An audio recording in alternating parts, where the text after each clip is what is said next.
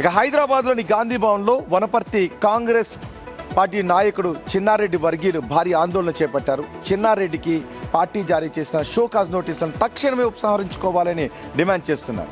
కష్టపడి పనిచేసే నిక్కర్సైన కాంగ్రెస్ నాయకులను కాపాడుకోవాలని వారు డిమాండ్ చేశారు. నిరసన సందర్భంగా వనపర్తి ఎమ్మెల్యే మేఘారెడ్డికి వ్యతిరేకంగా నినాదాలు చేస్తూ తమ నిరసనను వ్యక్తం చేశారు.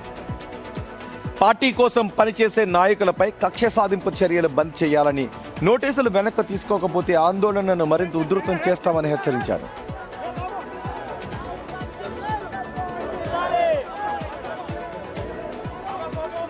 మరింత సమాచారం మా ప్రతినిధి మహేందర్ రెడ్డి అందిస్తారు. మహేందర్, ఒక పక్క చిన్నారెడ్డిని పార్టీ నుంచి బయటకు పంపించండి అని మేఘారెడ్డి ఢిల్లీ వెళ్లారు. ఇటు చిన్నారెడ్డి వర్గీయులు షోకాజ్ నోటీసులను వెనక్కి తీసుకోకపోతే ఆందోళన ఉధృతం చేస్తామని అంటూ ఉన్నారు. ఈ సిచ్యువేషన్ ఎలా చూడాలి? అసలు కాంగ్రెస్ నాయకులు ఏమనుకుంటున్నారు దీనిపైన?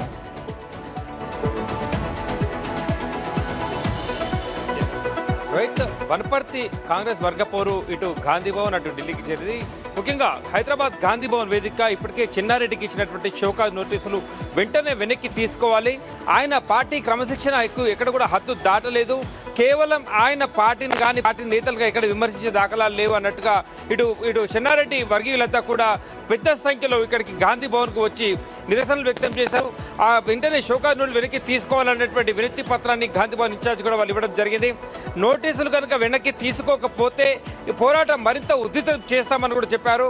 మహేందర్, ఎవరైనా మాట్లాడారా? మొన్న మనం చూసాం, మేఘారెడ్డి కూడా ఇలాగే తన అనుచరులతో గాంధీ భవన్కి వచ్చారు. టీపీసీసీ చీఫ్ మాట్లాడారు. ఆ తర్వాత చిన్నారెడ్డికి నోటీసులు ఇచ్చారు. సరే, మరి ఈ రోజు మళ్ళీ చిన్నారెడ్డి తన బలగంతో అక్కడికి వచ్చారు. ఇప్పుడు ఎవరైనా మాట్లాడుతున్నారా చిన్నారెడ్డితో కనీసం? ఇంతవరకు చెన్నారెడ్డి వర్గీయులు రావడం అయితే జరిగింది. చెన్నారెడ్డితో సంప్రదింపులు కానీ చెన్నారెడ్డి గారు ఇక్కడ స్పందించిన దాఖలాలు లేవు. ఒకవైపు మేఘారెడ్డి ఒక అడుగు ముందుకే ఢిల్లీకి వెళ్ళి ఏఐసీసీకి సైతం చెన్నారెడ్డి వెంటనే పార్టీ నుంచి ఆయన బర్తరఫ్ చేయాలి అనేటువంటి ఇటు డిమాండ్ చేస్తూ ఖర్గేకు పూర్తి ఆధారాలు, ఫోన్ రికార్డులు నా దగ్గర ఉన్నాయి, అన్ని కూడా సమర్పించాను అన్నట్టుగా అక్కడ చెప్తున్నారు. ఇక్కడనేమో హైదరాబాద్లోనేమో గాంధీ భవన్ వేదికగా ఇటు చిన్నారెడ్డి వర్గీయులు దాదాపు ఒక 200 మంది వరకు రావడం జరిగింది. ఇది ఇంకా వెనక్కి తీసుకోకపోతే గంటల తరబడి అల్టిమేటమే ఇస్తున్నాం. వెనక్కి తీసుకోకపోతే ఈ ఉధృతం మరింత చేస్తాం, జిల్లా వ్యాప్తంగా చేస్తాం, ఇటు వనపర్తి నియోజకవర్గం చేస్తాం, ఇటు హైదరాబాద్ కూడా ముట్టడిస్తాం అన్నట్టుగా వాళ్ళు హెచ్చరిస్తారు. పెద్ద సంఖ్యలో నినాదాలు కూడా చేయడం అయితే జరిగింది.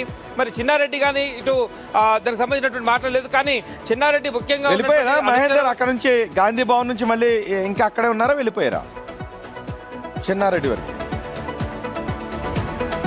వినతి పత్రం ఇక్కడ గాంధీ భవన్ ఇన్ఛార్జ్కి వారంతా ఇచ్చి ఇక్కడికి ఉన్నటువంటి ఏదైతే 200 మంది ఇక్కడ రావడం అయితే జరిగిందో వాళ్ళంతా కూడా శాంతియుతంగా నిరసన చేసి వాళ్ళంతా కూడా ఇక్కడ నుంచి వెళ్ళిపోవడం అయితే జరిగింది. వాళ్ళు ముఖ్యంగా ఇక్కడ ఒక అల్టిమేటం కూడా ఇచ్చిపోయారని చెప్పుకోవచ్చు రోహిత్. ఒకవేళ నోటీసులు కనుక గంటల వ్యవధిలో వెనక్కి తీసుకోకపోతే ఇది పునరావృతం అవుతూనే ఉంటుంది. గాంధీ అంటే మార్గంలో మేము పోరాటం చేస్తామన్నట్టుగా కూడా వాళ్ళు హెచ్చరిస్తూనే డిమాండ్ కూడా చేస్తున్నటువంటి పరిస్థితి ఇక్కడ కనిపించింది మనకు. రైట్ మహేందర్, మొత్తం చిన్నారెడ్డి మేఘారెడ్డిపై కొన్ని ఆరోపణలు చేశారు. ఆ ఆరోపణలకు సంబంధించి షోకాజ్ నోటీస్ ఇమ్మంటే షోకాజ్ నోటీస్కి వివరణ ఇవ్వకుండా, రిప్లై ఇవ్వకుండా షోకాజ్ నోటీస్ని వెనక్కి తీసుకోండి అని చిన్నారెడ్డి అంటున్నారు. నిజానికి షోకాజ్ నోటీస్కి ఏదో ఒక రిప్లై ఇవ్వాలి. షోకాజ్ నోటీసే వెనక్కి తీసుకోండి అంటే అది టీపీసీసీని కొంత ధిక్కరించినట్టే, క్రమశిక్షణ కమిటీని ధిక్కరించినట్టే. ఇప్పటికే ఒక ఇష్యూ నడుస్తున్నప్పుడు మళ్ళీ షోకాజ్ నోటీస్ ని వెనక్కి తీసుకోండి అని అనడం కరెక్ట్ కాదు. షోకాజ్ నోటీస్ ని వెనక్కి తీసుకోండి అనే దానికంటే దానికి ఏదో ఒక రిప్లై ఇవ్వటం అనేది కరెక్ట్ పని అవుతుందని చాలా మంది చూద్దాం. మరి ఈ రిప్లైని వెనక్కి తీసుకోండి అనే డిమాండ్ ని మళ్ళీ దీని క్రమశిక్షణ ఉల్లంఘన కింద భావించి చిన్నారెడ్డిపై ఏదైనా చర్యలు తీసుకుంటుందా? అలాంటి చర్యలు తీసుకుంటే చిన్నారెడ్డి నెక్స్ట్ యాక్షన్ ప్లాన్ ఎలా ఉంటుందో చూద్దాం. అసలు వనపర్తిలో ఏం జరుగుతుంది.